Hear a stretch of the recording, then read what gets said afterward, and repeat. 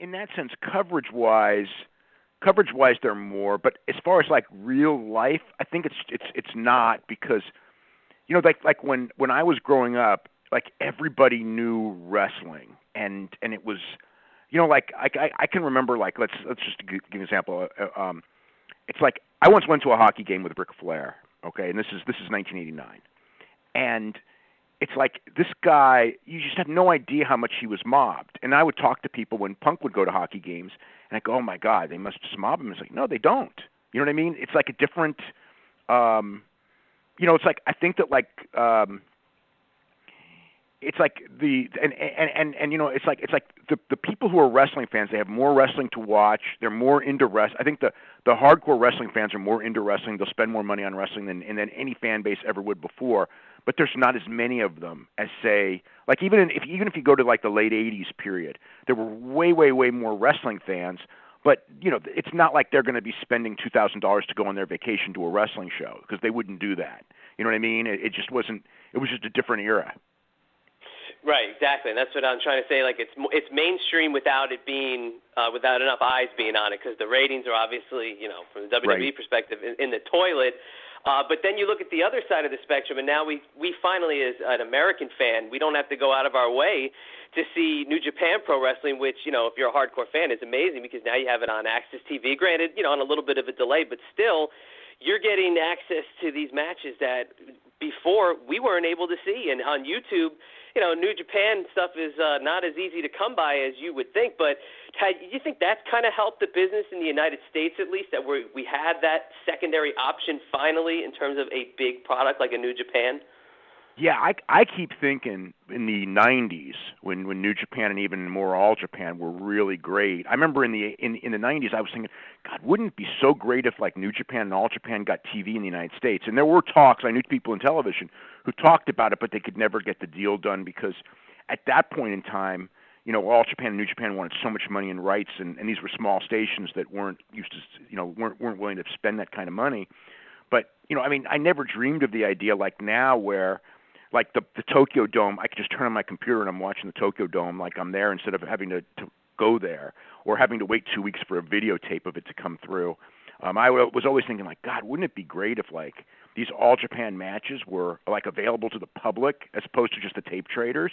You know what I mean? And now we actually have that. It's like you can get New Japan World and get every big New Japan match live practically.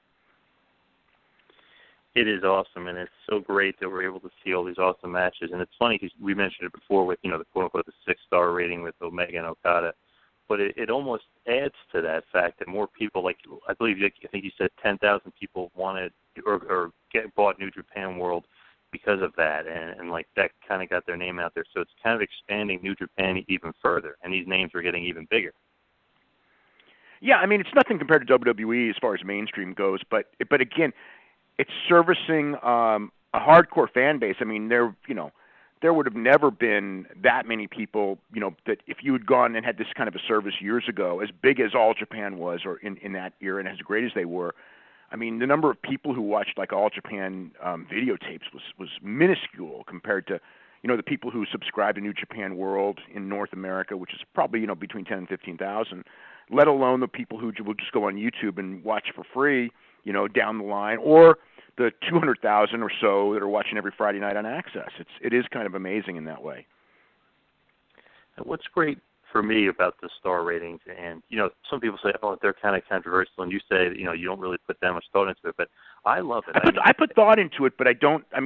I consider my reporting to be a million times more important than my star rating, which is why I find it like hilarious when like there's big stories in wrestling, real big things, and people will just go, "Wow, why didn't you give that match 5 stars when you gave it 4 3/4?" You know what I mean? It's like, Jesus Christ, I said it was a great match.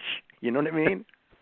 Yep. It's so funny that you say, because I always read like stuff like that, like, oh, why wasn't HBK Undertaker a 5 star? Yeah, it could have been 4.75.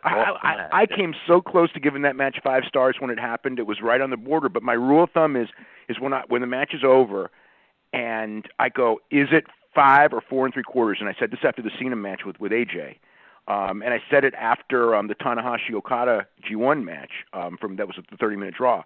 And it's like the minute I ask that question, it's a 4 3/4 star match, and that's it. Because a 5-star match, I would never have to ask that question. And that's the difference. And when people go, why didn't you get it? It's because when it was over, I wasn't sure, and when you're not sure, it's 4 3/4.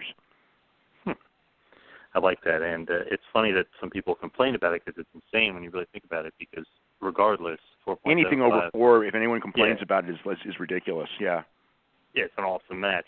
And I love, like, every year I love just going through and trying to watch every match you rate, a certain point. Like, any match basically 4 stars and above. I mean, I guess that's a little marky of me, but I just love going back and watching it and stuff like through, and I'm like, oh, my God, I got to get a New Beginning. I just do some tape trading or whatever. Maybe I'll get on New Japan World. I want to watch Suzuki against Okada, so 4.75. I mean, the match is probably amazing. You just kind of take us through maybe your thought process of like a match like that, which obviously is probably, off the charts amazing. Okada Suzuki, that was a different kind of a match than I expected. Because if you're watching it, it's not that amazing until like when it's over and you just go like, not it was before it was over, but like when I was watching that match at the beginning, it's just like, this is really an interesting match because of the selling, because the whole match is pretty much Suzuki working over the knee. And they didn't do a lot of near falls, but the selling was incredible. And Suzuki's so believable at doing the submissions, and he's got that rep, so the people were willing to buy it. But it wasn't like it was like super heated or anything like that. And then when Okada made the comeback after that much time and just struggling and everything, between the struggle and the drama and the psychology, it was like everything that people that don't know what they're talking about say negative about Japan, that match was like the exact opposite of, in the sense of, they do too many near falls. Well, they didn't do hardly any. They do too many high spots. They hardly did any. They don't sell. This match had more selling than any match I've probably seen in 15 years. You know what I mean? But it was still like, it was a different kind of a great match than probably any great match that we'll have this year. And that's why I really liked it, because it's one thing to mimic Tanahashi, Okada, or mimic AJ and John Cena. You know what I mean? This is completely different from those kind of matches. I love Suzuki's style. He's so much more realistic than a lot of other guys. Not saying Japan guys, I'm saying just in general. He's just his style, and obviously his believability from his Pancrase days helped. And I'm remembering that match a couple of years ago, AJ versus Suzuki's, a lot of selling. That was fantastic. Right, not a lot of high spots. Yeah, and then the AJ Suzuki match was fantastic, and the Tanahashi Suzuki match was actually like, I think that might have been like that was like right. It was before New Japan World, but it was right when the New Japan shows started airing on internet pay-per-view before, as regular pay-per-views, and that's when like I started like watching the shows live. And I think I'm not even sure if I watched that one live or I watched it the next morning, but it's essentially like live, right? Before not waiting for the tape and not waiting for YouTube type of a thing. And I just remember like that match was just so phenomenal, and when it was over, it was like there were no near falls in the whole match. The only near fall was the only pin attempt in the whole match was the high fly flow, which was the finish. And it's like over, and I'm going like, they did this match with no near falls, and it was like, and I thought it was like the best match I'd seen in years, just because. And it's nothing against near falls. If you can do a match with a million near falls and they're great, and people bite on it and everything like that, that's a great match too. I'm just saying there's different ways to have a great match. Definitely, and I feel like that match, Tanahashi-Suzuki, almost set New Japan off kind of the level they're at now, where every year you kind of expect them to have a breakout year, and every year the G1 is somehow better than the year before, and every year, there's like a 5-star and amazing match, or even 6-star amazing match at Wrestle Kingdom. Do you think that kind of set off New Japan, almost, that match? Because it seems like since then they've been on such a roll as far as in-ring. They were a little bit before, but the fact that you could see it so quickly, I think I do think so. Yeah, I think that match was because it became one of those things as far as like if you're a hardcore fan. I mean, like with my readership, that is the match probably where I started getting like lots of feedback to a New Japan show. Like normally I wouldn't get hardly any, and then because you could get it pretty much live on iPay-per-view, people would watch it, and then when they saw that match, it was kind of like, oh my God, it's like this is like so good compared to the United States, so it became something that they would watch on a regular, at least the big pay-per-views. And now it's the same thing as far as even like the show in Sapporo. We got pretty good response. The WrestleMania, the Wrestle Kingdom show was different. That was a different level though. That was I mean, the reaction of that show blew me away. I mean, there were so many more people that watched that show without a doubt than any New Japan show ever. And then when the Okada Omega match aired on the 13th on Access, I know that was the highest rated episode of that show that they'd ever had too.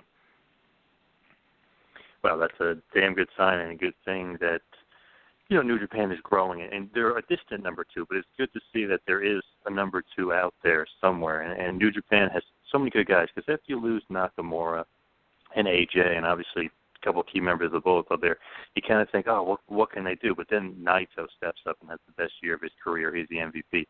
Omega steps up to a level that I don't think anybody saw coming. Michael Elgin. Did you kind of see New Japan having these guys able to take over those key roles? No. I thought that was going to be devastating. And for a couple months it was. Their business was clearly down. But Naito and Omega really, Elgin too, but Naito and Omega were really the keys. They just stepped up. I mean, it's like I always knew Omega had incredible talent because I'd seen his matches for years, but it was never as like a top guy in New Japan, if you know what I mean. It was more of like a guy, like junior heavyweight having a really good match, and you watch the moves and you go, God, this guy really does have talent. But it's I never would consider him like AJ Styles in the sense of AJ Styles to me could carry a promotion. But Omega, when put out there, he did an incredible job this year. And Naito, Naito had been around, always a good wrestler. But the idea that he could be at the level he's at, I always thought that he was one of those guys that was going to be doomed to being just below, and he's not. He can be, him and Okada are probably going to be, the two superstars for the next, 8 to 10 years in that company, I think.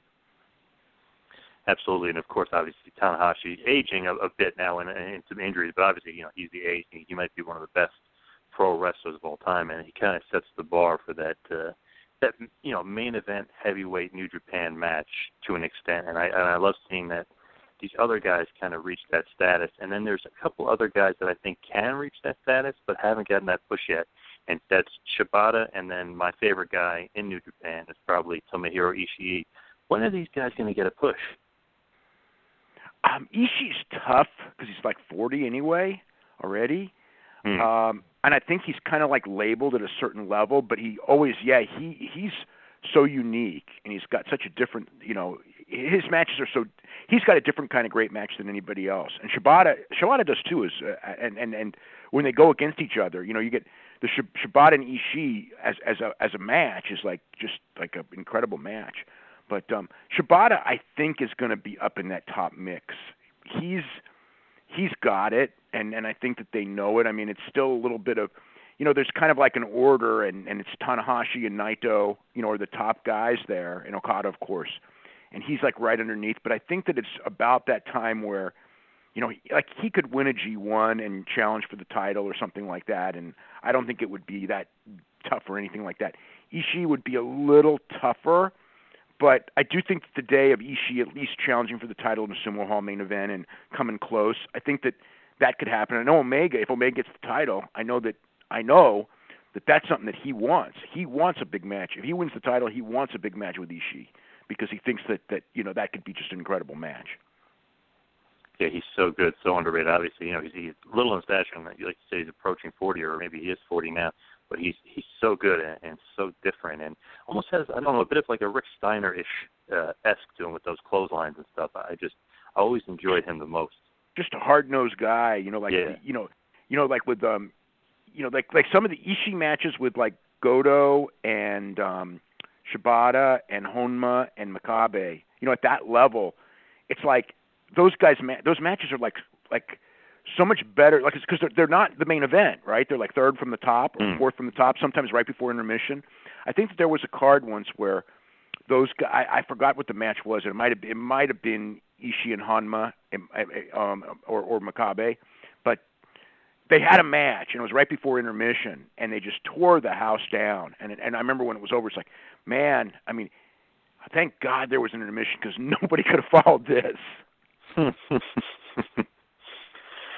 Now, with, you said Omega wanting to wrestle Ishii and possibly Omega winning the title, you think with, obviously, him coming out that he resigned, he came out in your show, which was really cool, and I just thought that was a great sign of respect for him to kind of, do it on your show and do it in a classy way that he did.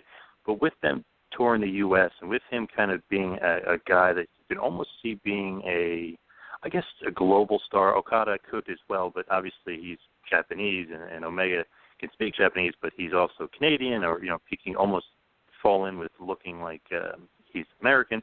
But do you think with the U.S. tour and the expansion that Omega is the guy to give the title to and kind of give a big push? Well, I think that the title should revolve around different people, but Omega should absolutely be one of those people. And I do believe that Omega should be champion when they come to Los Angeles in July. That's why whenever people ask me, like, what I would do, I always say, like, I would put Omega and Okada rematch at Dominion in June, no sooner than June, and that one Omega wins. And then he comes 3 weeks later or whatever it is, a couple weeks later to Los Angeles, having just won the title with the momentum of just winning the title and hopefully putting the title up in his first defense in L.A. against, somebody he could beat. Maybe even Ishii might even be the guy, where you can go in there and you're booking this match in Los Angeles, or Long Beach actually, to be this spectacular match, because you almost need with New Japan, because they're coming in with the idea that their wrestling is so good, you have to deliver. They have to deliver on their first shows. They have to deliver those kind of G1 matches. You know what I mean? It can't be just like just another house show. I mean, they'll sell merchandise and everything and all that for a regular house show, but you really want to make an impression. And whether it's going to be live on New Japan World or even live on Access, which I think that would be like the best idea of all, and just go in there and have the killer match with Jim Ross calling it and everything like that. I think that's like their best bet to get a foothold. Absolutely, and I think Omega, after the match with Goto, the match with Naito, the match with Okada, I think he kind of proved himself that he is a main eventer and maybe should be the main eventer for New Japan kind of going forward. He should be one of them for sure. I mean, it should be him, Naito, Okada, and then probably, Tanahashi always there, because when he's called on to deliver the great match, he always will. And I think that Shibata should be in that mix, and Elgin maybe right under, because Elgin, when he's in a big match in the last year, I think he's delivered every time too. Yeah, he's definitely been awesome. And it's funny, when you look at New Japan right now, and they're amazing, do you kind of look back at All Japan in the 80s and the 90s? Do you think similar as far as like Masada, Kawada, Kobashi, and then you look at Okada, Omega, Naito? Do you kind of see, and obviously Tanahashi, do you see a similarity, or would you say All Japan is probably better and almost untouchable? Well, it's different because of the time. I mean, I watched after Omega Okada, people were going like, well, you gotta watch Misawa Kawada because it's so great. And I watched it, and it was so great, but it's different. The thing is like wrestling was so much more over in Japan in the 90s, and the championships meant more. And that's something that you just, like, that aura of it was so much stronger that you can't really compete today. Like, it's hard for me to say, like, Tanahashi's fantastic, but it's hard for me to ever say that he's better than Kobashi, because when Kobashi was at his peak, the aura of wrestling was strong, and he was like, as a box office guy, just so much stronger. Like when it was more epic or something, and I mean, it's not like the work is better, the psychology is even better, but the importance was there. Like like when you watch those Budokan main events, it's like the bell rings and the place just erupts, because it's like you'd see it at a big boxing match in the United States, or maybe like the supreme big MMA fight. You know what I mean? That's what they had, and nobody really has that now. Even the main event at WrestleMania doesn't quite get there, and so that's why. I don't want to say like one is better than the other. They're different because times are different, but it can't match the importance in people's eyes. It just was, wrestling was just bigger and more important to the fans in the 90s and in the 80s than it is now.